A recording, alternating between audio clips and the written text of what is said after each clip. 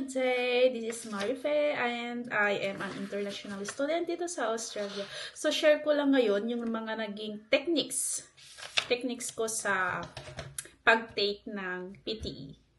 So, na-discuss ko noon na hindi ako ganun kagalingan sa pag-memorize. So, nag-struggle ako sa mga templates. Ngayon, i-share ko kung paano ko nagawang mag-memorize. In the end kasi, nag-desisyon akong mag-templates na lang. Kasi nakakatulong din yun sa, nakakatulong din yun para mag-guide ka. Ang kalagban mo kasi sa pag-PTE yung oras. So, ang ginawa ko dun sa essay, templates, ang haba. Nakuha ko siya kay,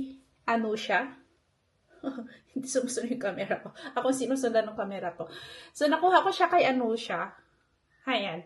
Ganyan kahaba yung na-memorize kong template kay Anusha ng ilang araw lang. Ayan. So, ang ginawa ko, di ba sinulat ko na siyang ganyan. Tapos, minemorize ko na dyan whole day. Tapos, syempre, struggle ako dyan. Tapos, kinaumagahan, eto siya. Sinulat ko siya. Nagsusulat ako. Sinusundan ako ng camera. Ayan. Yan. Second day ng pag-memorize ko ng essay template. So, ganito yung ginawa ko para maikabisado ko yung essay templates. Wait nga lang. Ano ko lang to camera. Ayan. Ang ginawa, ito yung nung kinopya ko kay siya. Tapos yung first day ko is minemorize ko sa kanya. Minemorize ko yung template. Tapos, second day, mga twice a day siguro, nagsusulat lang ako ganyan. Tingnan mo yung kung kaano karami. Yan. Hayan. Mga twice a day siguro or thrice, nagsusulat ako para lang makabisado ko yung templates. Hayan. Yan lahat. Maliban ito. Tapos ito yung mga ginamit kong templates. Meron ako dun sa describe image, retail lecture, summarize text. Yung summarize text is kinuha ko lang dun sa internet. Tapos, summarize spoken text kay Anusha din, retail lecture kay Anusha yan, describe image kay Anusha. Tapos, ito din, yung sa essay, yan. Sulat lang ako ng sulat. Tapos, wala na. Tapos, meron din sa phone ko. Kasi kapag hindi ko dala yung notebook at saka kapag lumalabas ako, halimbawa, punta kami ng market, or kumakain kami sa labas ng asawa ko. So, asan na yun? Wait. Nagta-type naman ako dito sa cellphone ko. Ayan. Yan. Yung unang labas namin. Siyempre, hindi ako nagdadalang ng notebook at lapis, ng ballpen. Tapos, ayan. Yan. Susubukan ko ulit. Pero, siyempre, hindi ko tinitignan yon. Sinasend ko sa asawa ko. Kapag dun ko naisipang mag-type. Tapos, meron din ako yata dito sa notes. Wait. Eto. Ayan. Isa. So, ganyan ako nag-memorize ng essay templates ko. Kasi ang haba-haba niyan. Ganyan lang ako nag-memorize. So far, nung exam na isaulo ko na lahat. Diba? Tapos, ang naging techniques ko naman sa iba, saan na yun? Wait lang. Ang naging techniques ko dito nahirapan kasi ako sa pagsasalita ng diretso sa describe image at saka retail lecture. Nahirapan akong magsalita ng diretso ng walang binabasa kasi yung oras yung kalaban mo. Hindi ka pwedeng mag-stop. Hindi ka pwedeng mag-stop dito kasi mababawasan yung points mo. So, ang ginawa ko, sinulat ko yan. Sa PTE kasi may bibigay silang pen tsaka notepad. Ayan. May bibigay silang notepad. So, ang ginawa ko, doon, ang pinakauna kasi is yung read aloud. So, yung read aloud, meron kang 30 seconds each na preparation bago mag-go yung time mo sa read aloud. So, yung 30 second doon, ginamit ko yung time na pagsulat ng mga templates dito. Ayan. So, yung 30 seconds, nagawa kong isulat ito. Ganon yung pag-practice ko.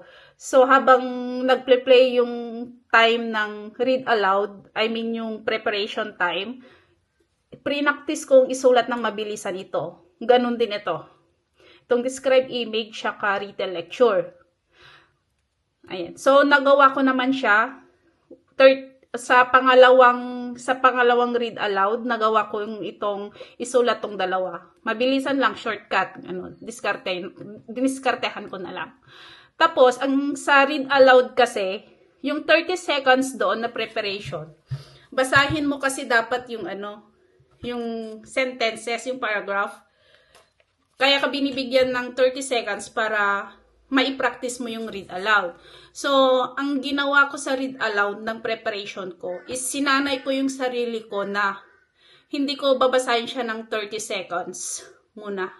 Doon sa first two. Kasi nga ito, isusulat ko ito sa notepad. Para kapag mag-describe image or yung retail lecture nilang, babasahin ko na lang siyang ganyan. Tapos, i-insert ko na lang kung ano yung mga nasa chart or dun sa kung ano yung nasabi sa lecture, kung ano yung mga nakuha ko sa lecture. Ganon yung ginawa kong diskarte ko. So sa read aloud naman, pre-practice ko yung sarili ko na magbasa ng diretsyo ng hindi ko alam yung hindi ko alam kung ano ang tungkol yung doon sa sentence. Ayun. So, read aloud, sinanay ko doon yung sarili ko na magbasa ng hindi ginagamit yung 30 seconds na preparation. Kasi ginamit ko yun sa pagsusulat nitong dalawa na to. Pero so far, dalawang read aloud,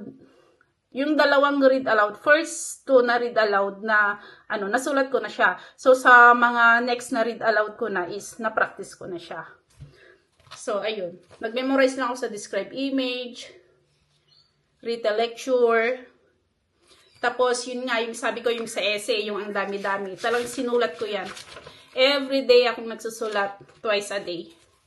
Tapos, yung sa summarized text, konti lang naman, kaya kayang i-memorize. Tapos, yung summarized spoken text is, ayan, konti lang din naman. Kaya ko sinusulat to, kasi, kapag magsalikata na ako, kailangan ko, kasi nga bobo ako sa, joplax ako sa memorization. Kailangan ko munang mag-isip kung anong susunod na sentence. Eh ngayon, hindi nga pwede yung ganun. Dapat dire-diretso yung pagsasalita mo. So ayan, ang ginawa ko na lang, sinulat ko. Tapos ayan, makaganyan yung notepad. Andyan yung monitor. Yung monitor, ito yung notepad. Take note na yan yung kung ano yung may insert ko. Tapos basahin ko ng the chart represent, there are various components such as Tapos, so, diba? Diretso. So, yun lang. So far, pasado naman kahit ilang araw lang yung preparations ko. So, yun lang. Bye!